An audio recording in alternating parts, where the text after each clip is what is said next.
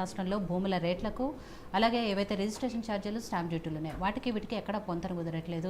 భూముల రేట్లేమో ఎక్కువగా ఉన్నాయి, రిజిస్ట్రేషన్ ఛార్జెస్ తక్కువగా ఉన్నాయి. అత్యధికంగా రెవెన్యూ వచ్చేది రియల్ ఎస్టేట్ ప్రభుత్వం నుంచి కూడా, ప్రభుత్వానికి వచ్చే ఆదాయం దాని మీదే కాబట్టి అందరి దృష్టి దాని మీదే ఎక్కువగా ఉంటుంది. సో ఇప్పుడు దానికి సంబంధించి సవరణలు చేయదలుచుకున్నారు. కానీ ఎలాంటి సవరణలు చేయదలుచుకున్నారు, దానివల్ల ప్రభుత్వానికి కానీ లేకపోతే ఇటు ప్రజలకు కానీ వచ్చే ఉపయోగాలు నష్టాలు ఏమున్నాయి?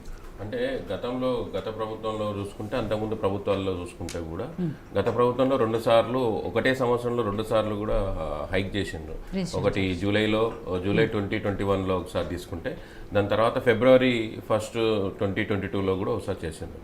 సో అదేవిధంగా అప్పుడు ఏ విధంగా అయితే ల్యాండ్ రేట్స్ ప్లస్ మార్కెట్ వాల్యూని, ఆన్లైన్ వాల్యూని కానీ ఏదైతే పెంచిండ్రో దాని ఆన్లైన్ వాల్యూని పెంచుతూ ప్లస్ 7.5% ఏదైతే రిజిస్ట్రేషన్ వాల్యూస్ని కూడా రిడ్యూస్ చేసిండ్రో, సేమ్ దాన్ని అనుసంధానంగానే రెవెన్యూస్ని జనరేట్ చేసుకోవడానికి గవర్నమెంట్ అప్పుడు తీసుకున్నటువంటి స్టాంప్ డ్యూటీస్ వాల్యూస్ కానీ ఇంకేన్ని కానీ తీసుకోవడం జరిగింది.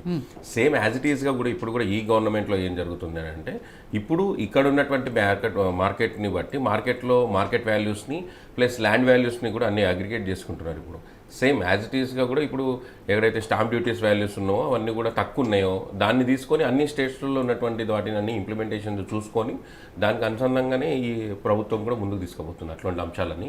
సో దాని మీద రివ్యూ చేసిండ్రు. సో ఇంకా డిసైడింగ్ అనేది ఇంకా చేయలేదు కాబట్టి డిసైడ్ చేస్తారు తప్పకుండా, దానికి ఒక క్యాబినెట్ ఆమోదం చేస్తారు కాబట్టి క్యాబినెట్లో అందరికి ఆమోదమయ్యేటట్లుగాటువంటి విషయాలను మాత్రమే రిజిస్ట్రేషన్ వాల్యూస్ని కానీ మార్కెట్ వాల్యూస్ని కానీ ఇప్పుడు పబ్లిక్లో ఇప్పుడు తీసుకున్నటువంటి దానికి దీనికి జిఎస్టీ యాడింగ్లో కానీ ఇంకా గవర్నమెంట్కి రావాల్సినటువంటి విషయంలో కానీ గవర్నమెంట్ నుండి ఎవరైతే ఈ గృహ సముదాయాలు ఇవన్నీ చేసుకునే వాళ్ళు, రిజిస్ట్రేషన్ చేసుకునే వాళ్ళకి కావాల్సినటువంటి అంశాలపైన కూడా ప్రభుత్వం దృష్టి సారించి అందరికీ ఆమోదయోగమైనటువంటి అంశం మీదనే ముందుకు పోతుంది. రైట్.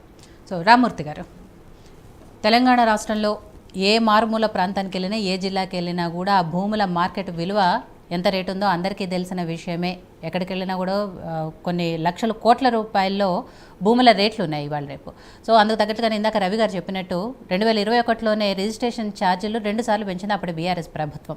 సరే, ఇప్పుడు మళ్ళీ కొత్త ప్రభుత్వం ఏర్పడింది. వీటన్నిటికీ సంబంధించి కొన్ని సవరణలు చేయాలి అనే ఆలోచనలో దానికి సంబంధించి మార్పులు చేర్పులు చేయదలుచుకున్నారు. సో దీనికి సంబంధించి అంటే బీఆర్ఎస్ పార్టీ ఏం చెప్పదలుచుకుంది ఈ రియల్ ఎస్టేట్ రంగంలో కానివ్వండి, పెంచుతున్న